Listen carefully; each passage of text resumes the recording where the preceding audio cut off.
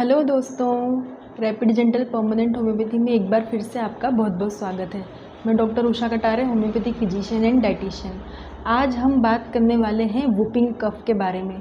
Whopping कफ क्या होता है, इसका नाम वुपिंग कफ क्यों है, इसके क्या क्या सिम्टम्स देखने को मिलते हैं, किन एज ग्रुप के लोगों को ये सबसे ज़्यादा अफेक्ट करता है, क्या क्या इसकी होम्योपैथिक दवाइयाँ हैं और कैसे इसका मैनेजमेंट किया जाए, इन सब चीज़ों के बारे में आज हम डिटेल में बात करेंगे। तो समय ना गंवाते हुए हम जल्दी से इस वीडियो को शुरू करते हैं। वुपिंग वर्ड का मतलब होता है कि जब व्यक्ति को सांस नहीं लेते बनती है तो वो फोर्सफुली सांस लेने की कोशिश करता है और फोर्सफुली सांस को छोड़ने की भी कोशिश करता है। ऐसा इसलिए होता है क्योंकि गले में और रेस्पिरेटरी ट्रैक्ट में बहुत सारा कफ लोड हो जाता है। बहुत ही सारा कफ एक्यूमुलेट होने की वजह से सांस आने में और जाने में दोनों में दिक्कत होती है। तो जब हम फोर्सफुली सांस लेते हैं तो एक वुप की आवाज़ निकलती है, एक वुप साउंड निकलता है। इसीलिए हम इस तरीके के कफ को वुपिंग कफ कहते हैं। इसी के ऊपर इसका नाम वुपिंग कफ रखा गया है। वुपिंग कफ ज़्यादातर 1 साल के बच्चों को या 1 साल से छोटे बच्चों को या छोटी उम्र के बच्चों में ये ज़्यादातर देखने को मिलता है। एल्डर एज में या यंगस्टर्स को ये बहुत ही रेयरली देखने को मिलता है।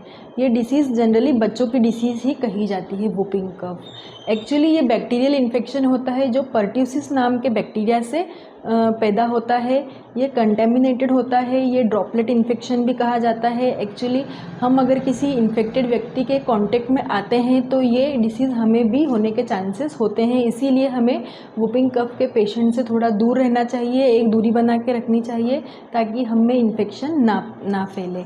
तो इसे कहते हैं वुपिंग कफ। वुप की आवाज़ की वजह से इसे वुपिंग कफ कहा जाता है। अगर हम इसके साइन और सिम्टम्स की बात करें तो शुरुआती दिनों में इसके सिम्टम्स बिल्कुल कोराइज़ा की तरह आते हैं।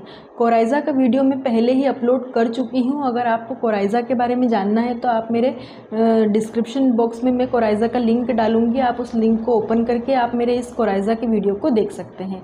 तो कोराइज़ा में जो भी सिम्टम्स आते हैं वो सारे सिम्टम्स वुपिंग कफ की फर्स्ट स्टेज में आते हैं। जैसे हल्का फुल्का कंजेशन होना, नाक बहना, छींके बहुत ज़्यादा आना, हेडेक का होना, हल्का फुल्का सा फीवर आना, इस तरीके के सिम्टम हमें शुरुआती लक्षण इसके दिखाई देते हैं। लेकिन जैसे जैसे समय बीतता है और 1 हफ्ते के बाद या 1 से 1.5 हफ्ते के बाद में ये बीमारी धीरे धीरे सीवियर होने लगती है। उसके क्या क्या सिम्टम होते हैं, जैसे तो बहुत ज़्यादा कफ इकट्ठा होने लगता है हमारे रेस्पिरेटरी ट्रैक्ट में, बहुत ही स्टिकी सा कफ होता है।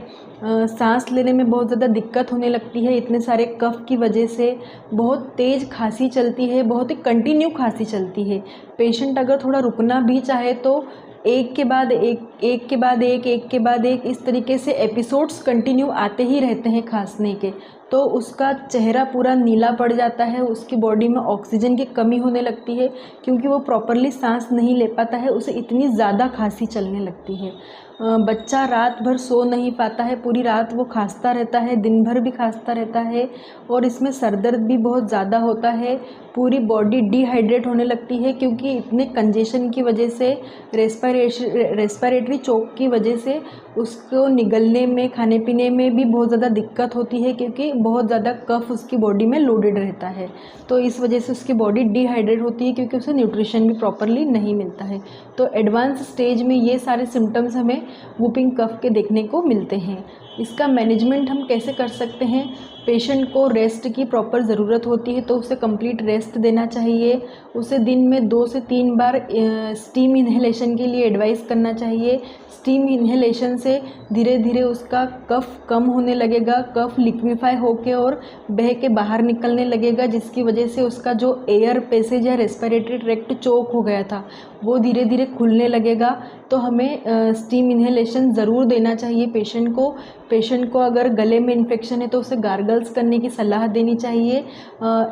ऑलरेडी पेशेंट सांस ठीक से नहीं ले पा रहा है तो उसके आसपास ऐसा माहौल बिल्कुल भी ना बनने दे जैसे कि कोई व्यक्ति उसके आसपास स्मोकिंग कर रहा हो, गंदी सी फ्यूम्स उसके आसपास प्रेजेंट हो, गंदा सा धुआं हो जिससे उसे और ज़्यादा तकलीफ़ बढ़ने लगे। इस तरीके इन्वायरमेंट से पेशेंट को बिल्कुल दूर रखना चाहिए। शांत जगह पर उसे आराम करने देना चाहिए। तो ये सारे मैनेजमेंट हमें वुपिंग कफ के पेशेंट के लिए करने चाहिए ताकि उसे रिकवर होने में मदद मिले। अगर हम इसकी होम्योपैथिक मेडिसिन मेडिसिन्स की बात करें तो बहुत ही अच्छी अच्छी दवाइयाँ हमारे पास वूपिंग कफ के लिए प्रेजेंट है, जिसमें सबसे पहली मेडिसिन है हमारे पास कॉस्टिकम मेडिसिन का जो पेशेंट होता है उसे इतने ज़्यादा एपिसोड्स आते हैं खांसी के कि उसे अस्थमा जैसी फीलिंग आने लगती है, ऐसा लगता है कि अस्थमा का पेशेंट खांस रहा हो। तो हम कॉस्टिकम मेडिसिन भी पेशेंट को दे सकते हैं। इसकी 30 या 200 पोटेंसी अगर हम पेशेंट को दिन में 2 या 3 बार देते हैं 4 से 5 दिनों तक, तो हमें इसके बहुत ही अच्छे रिजल्ट देखने को मिलते हैं। दूसरी मेडिसिन है cuprum medicine. Cuprum metallicum medicine एक तरीके से एपिडेमिक मेडिसिन कही जाती है वूपिंग कफ और कोलेरा के लिए। तो वूपिंग कफ में अगर हम ये मेडिसिन पेशेंट को प्रिस्क्राइब करते हैं तो इसके बहुत ही शानदार रिजल्ट हमें देखने को मिलते हैं।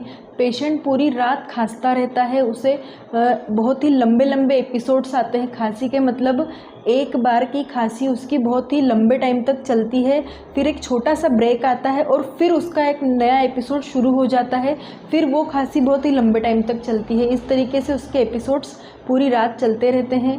उसका चेहरा पूरा नीला पड़ जाता है, उसे सांस लेने में बहुत ही ज़्यादा दिक्कत होती है। क्यूप्रम मेडिसिन के पेशेंट्स का भी कफ अस्थमा के पेशेंट्स के जैसा होता है। तो इस मेडिसिन की भी अगर हम पेशेंट को 30 या 200 पोटेंसी 4 से 5 दिनों तक दिन में 2 या 3 बार प्रिस्क्राइब करते हैं तो धीरे धीरे उसका वूपिंग कफ सबसाइड होने लग जाता है। एक मेडिसिन है एंटियम टार्ट मेडिसिन।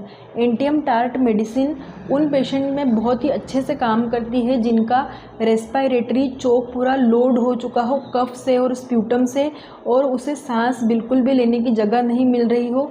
वो खींच के सांस लेने की कोशिश करता है, लेकिन फिर भी पूरी तरीके से ठीक ढंग से ना सांस ले पाता है वो, ना ही वो सांस को ठीक से छोड़ पाता है।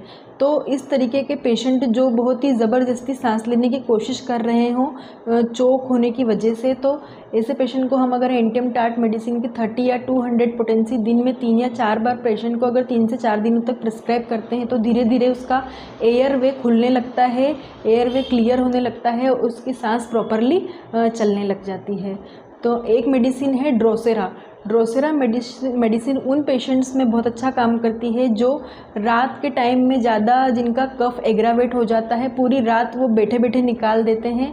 इतनी ज़्यादा खांसी आती है और खांसी भी बिल्कुल डीप आती है, बिल्कुल एब्डोमेन में से उसका जो इम्पैक्ट है वो रेस्पिरेटरी ट्रैक्ट तक जाता है। वो पूरी खास के परेशान हो जाता है, उसका चेहरा भी पूरा नीला पड़ जाता है और चेस्ट को वो दोनों हाथों से होल्ड करने लगता है, अपने चेस्ट को दबाने लगता है। उसे ऐसा लगता है कि वो अभी ही पूरी तरीके से फेंट हो जाएगा या खास के वो पूरी तरीके से ख़त्म हो जाएगा। इस तरीके की कुछ फीलिंग उसकी रहती है, इतना ज़्यादा खांसता है वो।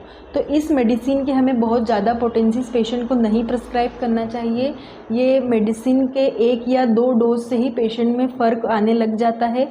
ज़्यादा पोटेंसीज हार्मफुल हो सकती है, इसीलिए ड्रोसेरा मेडिसिन पेशेंट को बहुत ही सोच समझ कर देनी चाहिए। इसकी लोअर पोटेंसी से हमें शुरुआत करनी चाहिए, जैसे 30 पोटेंसी से।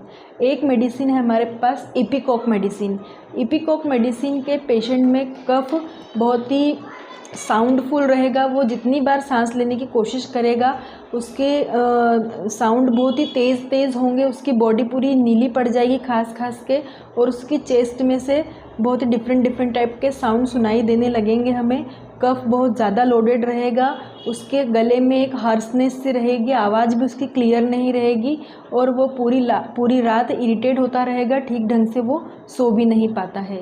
तो ज़्यादातर ये मेडिसिन बच्चों को प्रिस्क्राइब की जाती है वूपिंग कफ में, क्योंकि बच्चों में इसके सिम्टम्स बहुत ही अच्छे तरीके से देखने को मिलते हैं।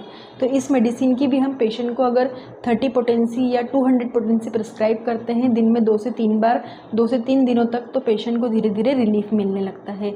कोई भी मेडिसिन प्रिस्क्राइब करने से पहले एक बार डॉक्टर की सलाह ज़रूर लें, क्योंकि डॉक्टर पेशेंट सोच समझ के दवाई देता है पेशेंट को, और पेशेंट की डिसीज़ की सीवियरिटी को ध्यान में रख कर दवाई प्रिस्क्राइब करता है। इसीलिए आप अपने मन से कोई भी दवाई लेने की कोशिश ना करें, स्पेशली ऐसी कंडीशन में जब आपका कफ बहुत ज़्यादा हो, बहुत दिनों का हो। अगर आपको हमारे ये वीडियो पसंद आया हो तो आप हमारे चैनल को सब्सक्राइब करें, बेल आइकन को प्रेस करें, ताकि मेरा कोई भी नया वीडियो अगर आता है तो उसका नोटिफिकेशन सबसे पहले आपके मोबाइल पर आ जाए, आपको सर्च नहीं करना पड़े। मेरा